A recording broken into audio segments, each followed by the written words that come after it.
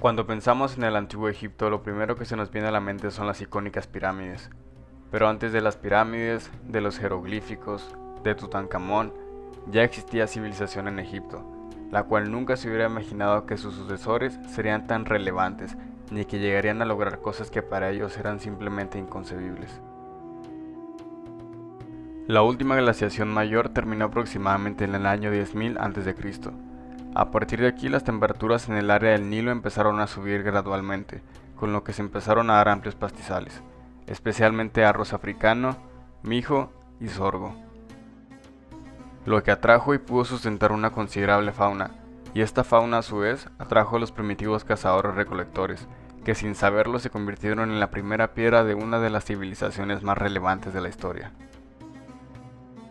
Sin embargo, este grupo de personas al principio vivía de manera desorganizada, sin códigos legales ni morales, y estaban más bien repartidos esporádicamente a lo largo y ancho del río, hasta que paulatinamente fueron creando focos de relaciones sociales en ciertos puntos, y se dieron cuenta que era mucho más conveniente para todos aprender a ayudarse entre sí y vivir en comunidades, en vez de estar repartidos por todo el lugar. Fue así como se crearon las primeras culturas egipcias. Hoy en día se sigue aplicando el concepto del Alto y Bajo Egipto, que se ha usado desde hace mucho tiempo para dividir la antigua civilización en dos partes.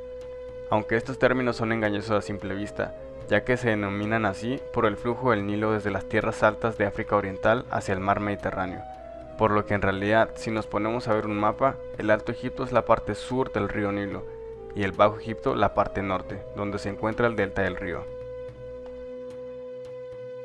De estas dos partes, la que tiene la cultura más antigua es el Bajo Egipto, donde tan temprano como en el 5200 a.C.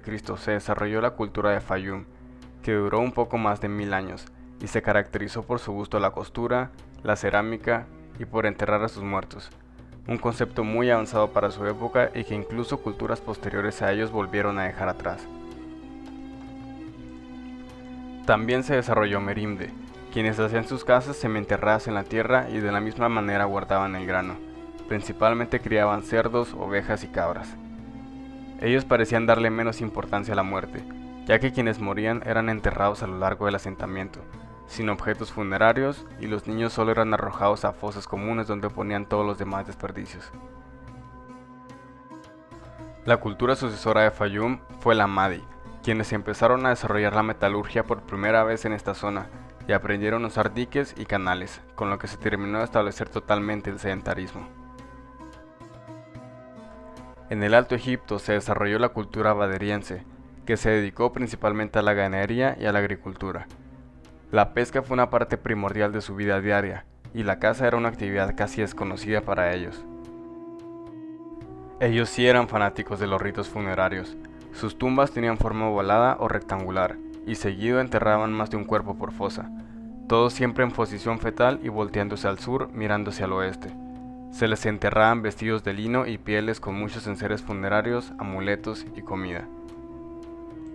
Posteriormente a ellos fueron las tres culturas de Nagada. Se podría decir que en Nagada I se concibió el concepto de un líder establecido. La razón del por qué se pasó de cada quien mandarse a sí mismo a buscar a un líder que les ayude a poner orden en la comunidad no son conocidas exactamente, pero la teoría más aceptable es que tiene que ver con la explotación agrícola, la importación de materiales y la necesidad de su organización. En Nagada II se establecieron las primeras ciudades-estado y aparecieron los signos precursores a los jeroglíficos. También se rectifica que en este periodo la estratificación social ya era un concepto bien establecido. Un ejemplo de esto es la tumba de los 100 en Heracópolis, misma ciudad donde se estableció el primer templo de ideas religiosas, el primer pilar de lo que se convertiría en la compleja religión egipcia. Nagada III se caracterizó por tener los primeros jeroglíficos bien establecidos tal y como los conocemos hoy en día, por emplear la vela en sus barcos y por hacer narraciones gráficas en paletas principalmente de pizarra. La sociedad de este periodo ya había avanzado mucho. El panteón de las deidades egipcias ya tomaba la forma que conocemos actualmente. La vida diaria estaba regulada, el nomadismo prácticamente inexistente y los avances arquitectónicos se hacían más y más notables. Como se mencionó anteriormente, el antiguo Egipto predinástico estaba dividido en dos, el Alto y el Bajo Egipto. La capital del Bajo Egipto era Buto y su símbolo era la corona roja. La capital del Alto Egipto era Heracópolis y su símbolo era la corona blanca. Estos tenían sus propias deidades protectoras: Uatyet, la diosa cobra del Bajo Egipto, y Neytyet, la diosa buitre del Alto Egipto.